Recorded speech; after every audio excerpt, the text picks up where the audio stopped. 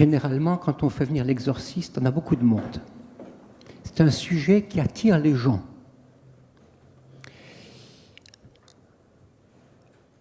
Vous allez mourir, et moi aussi. Vous allez vivre du mieux possible. La question du diable n'est pas réservée à la question de la confession religieuse, catholique ou ce que vous voulez. C'est une réalité qui existe de partout parce que d'abord, il y a la peur. Les gens ont peur. Et quand on a peur, on croit en tout ce qui passe, et on est prêt à faire n'importe quoi. Dans l'Église catholique, c'est bien sûr les Écritures. Dans l'Église catholique, nous ne sommes pas les seuls êtres intelligents. Vous avez parlé de l'intelligence artificielle, l'intelligence contemporaine, l'intelligence dans les médias ou ailleurs. Si vous avez fait HEC, vous devez bien savoir qu'on peut faire ce que l'on veut avec qui que ce soit. Il suffit de le décider et je peux emmener monsieur là où je veux, si je le veux, du moment que j'applique la règle du diable. Il y a une règle systématique qui marche à tous les coups. Première étape, suggestion. Pour créer ensuite une délectation, et une fois qu'on passe de la suggestion à la délectation, c'est foutu, c'est hormonal. Et on obtient ce que l'on veut, on obtient le consentement. Une bonne affiche publicitaire a ces 3 éléments. Un bon commercial a ces 3 éléments. Les curés fonctionnent différemment. Commandement, confiance, obéissance, joie. Donc, pour vous dire que le démon, chez nous, c'est une intelligence. Donc, si le mal est logique, il est donc intelligent, donc c'est qu'il y a quelqu'un. Et plus intelligent que moi. Donc, on ne se propose pas de s'affronter à lui, car on sera perdant. Je prends des exemples. Si vous voulez faire manger du sucre en poudre à quelqu'un, c'est quand même pas très excitant. Il faut toujours utiliser, par exemple, en haut, toujours le haut. Après à droite, après à gauche, sur l'affiche et en rond. Béguincé. Vous ne dites même plus de quoi il s'agit. Vous pouvez dire Hermès, vous pouvez dire Lacoste. Tout de suite, vous êtes des gens en délectation. Mercedes-Benz, vous serez en délectation. iPhone, vous serez en délectation. On ne dit même plus le nom du produit. En dessous, béguincé. Sur fond jaune, écrit en rouge. Car chez les scouts, on sait très bien qu'entre la confiture jaune et la confiture rouge, c'est la rouge qui part le premier. La jaune restera. Béguincé, sucre en poudre. Avec quoi va-t-on vous faire avaler du sucre en poudre? L'alcool, on va vous le servir dans des beaux flacons. Il faut du chic, il faut du riche, il faut du fier, il faut du noble, il faut une coupe en cristal. Et avec quoi allez-vous manger du sucre en poudre? Avec du chic, du fort, avec des fraises, mais avec des framboises. Et il faut faire baver les 5 sens. La délectation, c'est avec les 5 sens. L'ouïe, la vue, l'odorat, le goût, le toucher. Les 5 portes pour le diable. C'est la tentation que vous décrivez, c'est bien ça? La tentation, oui. On peut passer, après, les 3 modes du diable peuvent être tentation, obsession ou possession. Mais c'est logique. À la fin, vous verrez à côté du pot de framboise une petite feuille de menthe verte. Une feuille de menthe verte. Et à côté, un pot de yaourt vide avec la cuillère dedans. T'es le dernier, dépêche-toi. Il n'y a plus que toi qui n'as pas mangé. De toute façon, on peut faire ce que l'on veut avec qui l'on veut. Il suffit simplement de s'en donner la peine et de trouver la faille.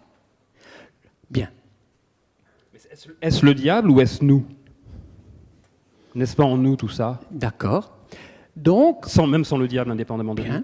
On peut revenir au père des Jésuites, au général des Jésuites, qui nous a fait une émeute récemment en déclarant Urbi et Orbi que le démon est un symbole. Voilà. Donc grand débat dans l'Église, grand débat actuel, non? Non, petit débat. Pas dans l'Église, mais on a dû passer un peu dans les médias pour un peu rappeler les choses.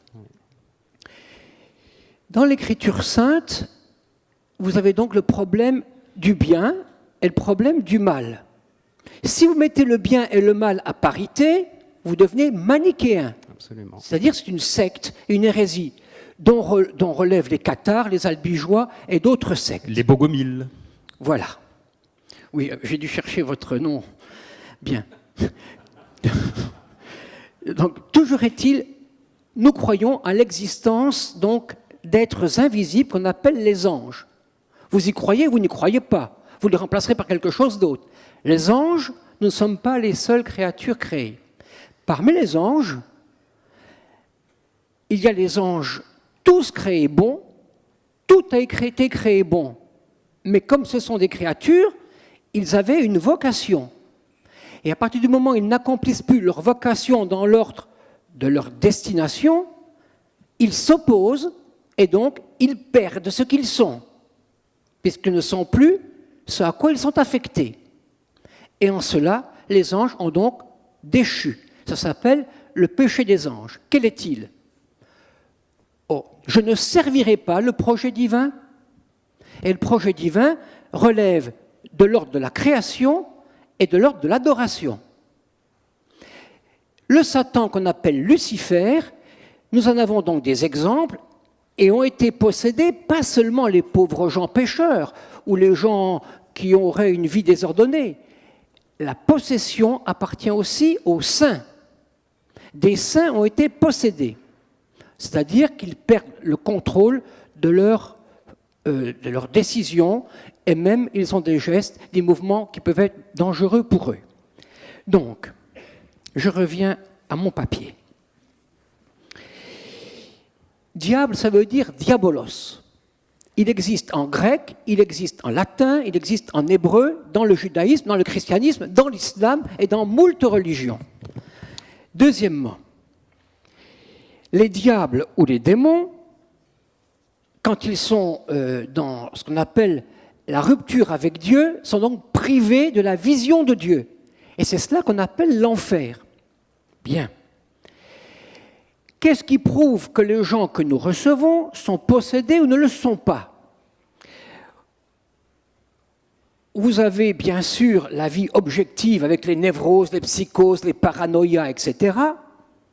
Mais comme disait saint Ignace de Loyola, le démon est comparable à un chef de guerre qui veut s'emparer d'une citadelle. Il va donc repérer les failles. Il n'y a donc pas une séparation forcément étanche entre une névrose, une psychose ou une paranoïa. Mais il y a des signes objectifs pour le vérifier. Parce qu'il est plus intéressant d'aller voir l'exorciste que son psychiatre chez certains. Alors, on va y venir, si vous voulez, qui sont les gens qui viennent vous voir et pour quelles raisons et comment vous faites la distinction, effectivement, entre une dépression, parfois, simplement, ou une psychopathie et la possession. Mais pour rester un tout petit peu sur le diable d'un point de vue théologique, donc si je comprends bien, le diable n'existe pas, il existe les démons. Il y a plusieurs démons qui sont ces anges déchus, à qui l'histoire ou l'Inquisition, des prêtres, etc., ont donné des noms que sont Lucifer, que sont Astra. Les noms dans la Bible ne sont pas donnés par les prêtres, mais par la Bible. Vous avez... La Bible cite les démons, oui, tous. Il y a Asphodèle ou... Non, ceux que nous connaissons au niveau de la rectitude des propos, D'accord. pour ne pas tomber dans l'ésotérisme, qui rapporte 3 milliards à la balance commerciale française. Il y a le prince des démons, Lucifer, qui est le chef des démons. D'accord. Donc Lucifer, c'est le chef. D'accord. Il y a les anges qui l'ont suivi, et dans le livre de l'Apocalypse, les anges sont plus nombreux que les étoiles du ciel, on appelle ça les myriades. Il y a 1/3 des anges qui ont suivi Lucifer. 1/3 ? Oui. Voilà ce que dit. Il a une capacité... Le livre de l'Apocalypse. Ouais. Je cite le livre de l'Apocalypse selon saint Jean. Le prince des ténèbres, le prince de ce monde, le prince des anges, le séducteur, le menteur, l'antéchrist, Beelzéboul, Belzébuth, le grappin, Méphistophélès, etc., etc. On peut vous parler en abstrait comme ça. 1. La réalité des anges, oui ou non ? Regardez les tympans des cathédrales. pensez-vous qu'il s'agisse là d'illumination de gens lettrés qui avaient un problème de dessin et de figuration dans leur imaginaire? Je ne le pense pas. Le démon, soit vous l'expérimentez et vous êtes en lien avec une intelligence, soit vous avez peur de lui. Ceux qui ont peur, eh bien, ils racontent tout ce qu'ils veulent. Ceux qui ont une intelligence, ils peuvent enfin exploiter la situation et s'en sortir. Et mon père, pourquoi Dieu tolère le démon? Ah ça, toute question qui commence par « Pourquoi » est un procès. Pourquoi, chérie, t'arrives si tard ce soir? Comment se fait-il, chérie, que t'arrives si tard ce soir? Merci, merci monsieur. Dieu a créé les choses bonnes. À partir du moment où il y a une liberté, ce qu'il a créé, il ne le reprendra pas. Donc le bon Dieu, c'est marqué sur son front « pigeon ». Ça, sachez-le. Le bon Dieu n'exige rien, il donne tout. Il perd. Donner égale perdre. Du moment qu'il a créé les anges, il ne peut plus les détruire. Donc ils sont là, et ils sont bien vivants. La volonté démoniaque, ce n'est pas simplement une volonté de détruire ce qui appartient à Dieu, c'est aussi une persévérance dans le mal, qui les détruit eux-mêmes. L'enfer, c'est aussi ça, c'est de persévérer dans sa position. Donc c'est une sorte de névrose aussi. Parce que le plus névrosé, le plus psychopathe, c'est le démon lui-même. Lui-même rassemble toute la psychiatrie. Et il est psychiatrique. La question de la liberté humaine, le démon ne peut pas l'emporter, par exemple. Impossible. Il peut nuire à l'homme, il peut créer des accidents. Ce n'est pas réservé au cinéma américain. Mais en principe, vous avez le livre de Job, regardez le livre de Job, l'Ancien Testament en parle et le Nouveau. Jésus a passé son temps à dire aux apôtres, guérissez les malades et chassez les démons. Et vous vous rappelez l'épisode de quelqu'un qui se meurtrissait et les démons sont partis dans un troupeau de porcs. Donc, cette question de la présence démoniaque, c'est-à-dire le mal gratuit. Faire le mal pour le mal. Refuser de pardonner. Chercher sa vengeance. Maudire. Et donc, il y a des gens qui viennent vous voir, et d'ailleurs, il y a un prêtre exorciste dans tous les archevêchés, je crois, ou les évêchés simplement? Normalement, d'après le droit canon, chaque évêque est tenu de donner à son diocèse un exorciste. Mais vous savez que quand il y a un exorcisme, il peut y avoir des dommages par rapport à la personne qui est possédée comme par rapport au prêtre qui exerce l'exorcisme. Et on a parfois eu des drames avec des morts qui ne sont pas forcément liés à des faiblesses cardiaques ou à des tensions artérielles qui ont été désastreuses, mais il faut être assez prudent. On doit être prudent sur le discernement pour ne pas prendre la psychiatrie pour la démonologie. On ne doit pas basculer entre tout le démon partout ou la psychiatrie partout. Donc la question du discernement, le pape François en a beaucoup parlé. Le pape François n'a jamais cessé, depuis qu'il est le début de son pontificat, de parler de ce problème de l'iniquité, le mystère de la violence et de la mort. Le démon, c'est simple, vous le reconnaîtrez dans vos vies sans problème, quelle que soit votre religion. Il pousse découragement, tristesse, mépris de soi, il va jusqu'au suicide. Il vous vide de vos forces. Ce n'est pas simplement avec des cachets que vous en sortirez. Il faut retrouver le motif de sa joie et de sa raison d'exister. Et ça, il peut l'enlever. On peut passer peut-être, si vous le voulez, au rite d'exorcisme. Oui. Et comment vous procédez pour retirer le démon? Est-ce que vous le retirez ou est-ce la personne qui le retirait? Je vous raconterai. Nous n'avons aucun pouvoir particulier, pas plus qu'un prêtre diocésain. Donc nous sommes en France, je suis donc l'exorciste d'Île-de-France et des armées françaises. Nous représentons mon confrère le père Berson, qui est un prêtre qui vient de l'aérospatiale, il était Arianespace avant, devenu prêtre tardivement. Donc on prend comme exorciste ou des bons paysans que de la jugeote, ou des gens qui ont de la vie professionnelle. On prend des gens qui ont les pieds sur terre. Deuxièmement, nous représentons donc les diocèses de Paris, Nanterre, Meaux, Évry, Versailles, Créteil, Pontoise, Saint-Denis et les armées. Nous sommes 2 pour un grand bassin. Nous recevons 2500 appels téléphoniques par an. Nous avons 15 collaborateurs. Nous, comme prêtres, on en reçoit 600 chacun, donc 1200. Les autres ne reviennent pas forcément. Notre budget est de 25 000 € de fonctionnement. Nous louons des locaux à une paroisse de Paris. Donc nous ne faisons que ça. Pas de baptême, pas de mariage, pas de paroisse, rien. Donc je vous ai quitté pour venir ici. Nous faisons en moyenne un grand exorciste par semaine.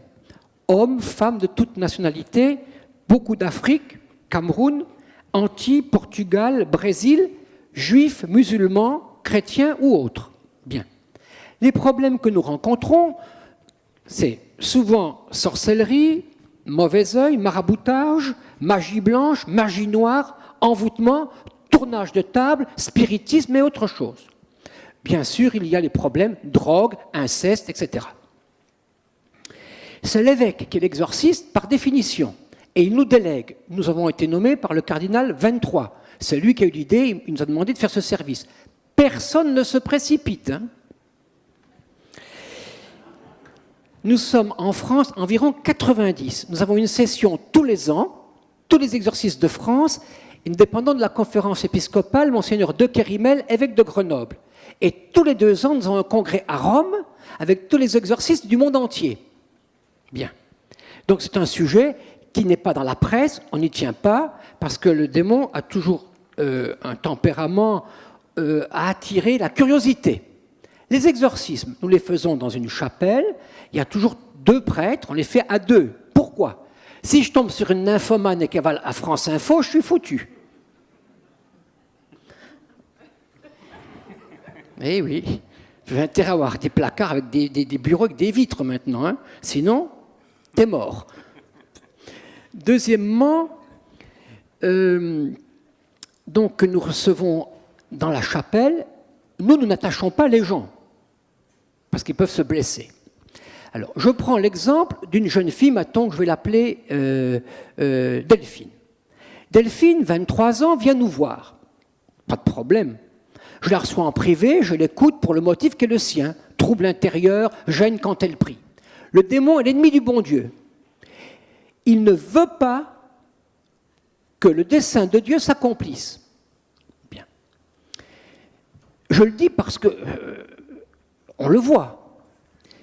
Cette jeune femme qui est d'origine portugaise, elle a à peine son BEPC, elle n'a pas eu son bac, elle garde des enfants, elle fait du babysitting, point barre. Mais elle va mal. Elle est poussée au suicide, elle a des troubles intérieurs, elle n'arrive plus à prier, elle a le dégoût d'aller à l'église, elle a des pensées qui lui échappent. Bien. On la reçoit sur une chaise, très simplement, et il y a un rituel. Le rituel, c'est ce livre qui, en France, n'est pas en vente à la procure dans d'autres librairies. Nous ne l'avons que pour les exorcistes remis par l'évêque. C'est marqué rituel de l'exorciste. Voilà, prière de supplication. Sinon, on aura des gens qui vont s'en servir pour faire du marketing, vendre le truc. Il y a plein de faux prêtres, plein de faux curés, plein de faux exorcismes. Je vous préviens. Tout un business possible autour de ça. 3 milliards de bénéfices nets. Et les gens marchent, hein. Les gens marchent, c'est impressionnant. Et pas simplement la concierge du 16e. Ça peut être l'avocat de la défense. Ça marche. Les gens, quand ils ont peur, ils s'adressent à tout ce qui passe. Il n'y a plus de logique. Bien, le rituel est très simple. C'est comme une liturgie de baptême. Mais, quand nous commençons, on commence la litanie des saints. Saint Pierre, Saint Paul. La fille commence à se tordre les mains. La tête commence à bouger. Elle ne tient plus sur sa chaise. On dit, pardon, Saint Antoine, Saint Pierre, Saint Paul, Sainte Thérèse de l'Enfant Jésus. Et là, elle change de voix, elle se met à hurler. Pas celle-là! Pas celle-là! Et après, on continue normalement une liturgie qui n'a rien de plus terrifiant qu'une liturgie de mariage. Hein, ou de... Bien. Donc c'est des prières hein, et des injonctions aux démons qui sont... Non, il n'y a pas d'injonction aux démons pour l'instant. Les injonctions aux démons, ce sont ce qu'on appelle l'impératif. L'injonction aux démons, elle est très simple. Je vais vous la dire très simplement. C'est « Je t'adjure, Satan ». On lui parle directement. D'accord. Je t'adjure, Satan, sors de cette femme. On ne crie pas. Je n'ai jamais crié. Là, je crie plus que je n'ai jamais crié. Et là, à ce moment, la personne peut baver, crier, vider son estomac en quantité de flotte à n'en plus finir, on ne sait pas d'où ça sort. Elle hurle plus qu'elle a de poumons à respirer. Et là, je me rappelle, cette fille, et ils peuvent avoir des connaissances sur notre vie privée. Et à ce moment, elle se met à parler. En lui disant « tais-toi ». On ne parle pas avec le démon, c'est une règle. Tais-toi, retourne en enfer. Il peut répondre « non, je suis mieux ici ». On dit simplement « gloire au Père, au Fils et au Saint-Esprit ». Il dit « non, gloire à moi, à moi, à moi ». Et alors, lors d'un exorcisme, il fait au prêtre qui était là, mais qui est maintenant évêque d'un brillant diocèse français, « toi, croissant au beurre, tais-toi ». Croissant au beurre, tais-toi. Vous rigolez, hein? Moi aussi. Mais à la fin, on lui dit, mais pourquoi il t'appelait croissant au beurre? Et l'autre devient tout rouge, un bon gros dominicain. Je l'ai déjà confessé. Ah! Oui, l'autre jour, je rentrais de Rome, à l'aéroport, j'avais faim, j'ai mangé 10 croissants au beurre. Quel cochon! Quel cochon! Vous voyez, l'histoire est drôle, mais le but, c'est de décourager l'homme de la bonté de Dieu. Le bon Dieu, il est bon. Il est facile d'aller au paradis. Le démon vous fait croire que c'est difficile, que la religion est compliquée et que vous n'y arriverez jamais. Faux, faux, faux. Le bon Dieu, pigeon. Pour en rien, vous entrez au paradis. Intéressant. On avait fait l'exorcisme pendant 1 heure. Et nous formions d'autres exorcismes. Nous formions un exorcisme du Canada qui était présent. Lui, il croit psycho, c'est psycho, c'est psycho. Le gars, il en a eu pour sa fête. 1 heure de liturgie, fatigué, debout. Mon vieux prêtre de 83 ans, on dit, bon, maintenant, on avait prié la prière. Maintenant, on a dit notre chapelet. Et ça grognassait, mais bon. Et la fille, une salle de sport, le Vitatop, c'est moins fatigant, je vous assure. Ça se tord, ça se cape, ça se plie, ça crache, ça roule, ça gémit. En silence, prions. Au bout de 4 secondes, elle se met à hurler. Je déteste le silence. Pas de silence pour les hommes. Il ne faut pas de silence. Il ne faut pas que les hommes se mettent à genoux. Nous, les curés, on se dit à genoux, pas à genoux, tradis, progressistes, enfin, ils se battent entre eux. Mais c'est pas ça. Toute personne qui veut s'approcher de Dieu trouvera sur sa route un empêchement pour le faire. Derrière, il y a la haine. Le démon se caractérise par une violence que je ne trouve nulle part ailleurs. Même dans mon ministère, je suis bien naïf. Même quand vous rencontrez quelqu'un, vous pensez ça qui peut être méchant. Et quand vous rencontrez la méchanceté, ça vous fait très mal. Mais là, vous avez de la méchanceté. Et là, il fait. Très bon prédicateur. Hein. Il connaît parfaitement l'Évangile. Il fait. Le silence de Jésus devant Pilate, insupportable. Le silence de Jésus sur la croix m'a tué. Pas de silence. Et après. Et cette vierge qu'il aimait, elle l'aimait. Elle n'a même pas murmuré. Elle ne murmurait même pas, cette vierge. Grossier, injurieux. Le murmure, vous savez ce que c'est? C'est vous, quand vous commencez à grognasser contre votre patron, contre votre staff, contre le temps, contre le président, contre les impôts. Alors les salariés de l'EBG, là, vous entendez? Hervé? Parce que derrière, il y a toujours un verset de l'Écriture. Tiens ton âme égale et silencieuse. Je passe. Cette fille, le démon, simplement, comment sait-on que quelqu'un est possédé? 1. Il change de voix. Une force surhumaine. Et comme on ne savait pas si ce n'était pas un peu hystérique, mon confrère qui avait été en ambassade à Amsterdam change de langue. Et on prend la prière en néerlandais. On lui dit, sors de cette femme. La fille a répondu couramment en néerlandais. Elle ne connaissait pas cette langue, elle ne l'a jamais appris. J'ai été terrorisé sur place. Ça, c'est encore un indice. Et des paroles de connaissance sur la vie même des personnes qui sont autour d'elle ou de lui. Donc les exorcistes et nos vies privées qui peuvent d'un seul coup être mises à jour. Voilà ce que nous avons expérimenté. Le démon dit toujours comment il est venu. Il le dit. Combien ils sont et comment il va partir tellement il est vaniteux. À la fin, il a fait. On disait la prière à Saint-Michel. Moi, j'étais en retrait, j'étais à mon confrère une fois. Elle explose. refait la prière, elle explose 3 fois, et là, intérieurement, je me disais, mais comment on va s'en sortir avec cette pauvre fille? On va fermer juillet et août, qu'est-ce qu'elle va devenir? Et là, éclatement de cris, mais qu'elle y aille donc à Lourdes, cette Vierge l'attend. Bien. Nos évêques, qui n'ont jamais vu d'exorcisme et qui nous nomment exorcistes, on leur dit, mais Monseigneur, venez voir. Et on les invite pour qu'ils voient. On ne peut pas savoir si quelqu'un est possédé tant qu'on n'a pas fait la prière d'exorcisme.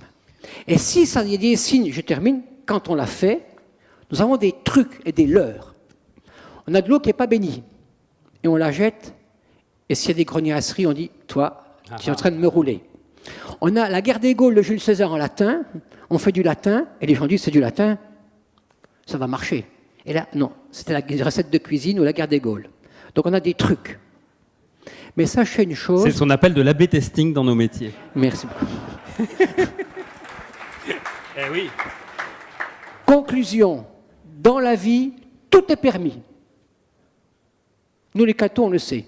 Nous, on peut tout faire. Mais tout n'est pas profitable. Et comme dit la marine, qui pisse contre le vent se mouille les chaussettes. Ne négligez pas le vent, ne négligez pas l'existence du démon. Et vous savez que quelqu'un est en mauvaise piste quand, précisément, il ne sait plus ni pardonner, rancune, procès et méchanceté. Ça, c'est très mauvais signe. Ça commence, on ne sait pas quand ça finit. Ne restez pas sur des verrues aussi infectieuses que ça. Ou prenez la fuite, ou trouvez une solution plus heureuse en évitant la dispute. Mon père, une dernière question, si vous pouviez y répondre rapidement, parce qu'on va être mis dehors. Il y a encore un intervenant qui est un physicien. Au moment de la parousie, quand Jésus reviendra, que les saints reviendront, le démon ira-t-il lui aussi au paradis? Non, l'enfer est irrémédiable. D'ailleurs, c'est cela l'enfer. Il déteste ce qui lui est destiné. Il aimerait aller au paradis? Voilà. Vous savez, rapidement alors, quand j'étais gosse, j'avais trouvé un truc génial. Quand un copain m'avait fait une vacherie, j'allais lui faire un côté sympathique. J'allais lui rendre service. Et là, il n'en pouvait plus. Casse-toi, casse-toi, casse-toi. Donc, le bien vous devient insupportable. Donc, il reste dans le bien, mais il en souffre. L'enfer, c'est de souffrir du bonheur au lieu d'être heureux du bonheur. Merci, c'est une magnifique parole et merci beaucoup.